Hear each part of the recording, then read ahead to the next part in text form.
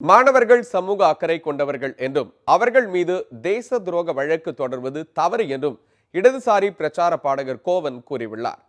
டெல்லி ஜவஹர்லால் நேரு பல்கலைக்கழக மாணவர் தலைவர் கன்னியாகுமார் தேச துரோக வழக்கில் கைது செய்யப்பட்டதை கண்டித்து சென்னை வள்ளுவர் கோட்டத்தில் ஆர்ப்பாட்டம் நடைபெற்றது.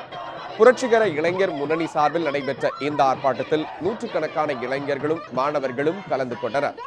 இதில் கன்னியாகுமாருக்கு எதிராக தேச துரோக வழக்கு தொடரப்பட்டதற்கு எதிர்ப்பு தெரிவித்து கோவன் பாடல் பாடினார். அவர்கள் பாகிஸ்தானுக்கு ஆதரவாக முழக்கமிட்டதாகவும், காஷ்மீருக்கு ஆதரவாக பிரிவினை அவர்கள் சொன்னதாகவும், இந்தியாவுக்கு எதிராக முழக்கமிட்டதாகவும் சித்தரித்திருக்காங்க. அது பொய் என்று பல வீடியோ ஆதாரங்கள் புலப்படுத்துகிறது.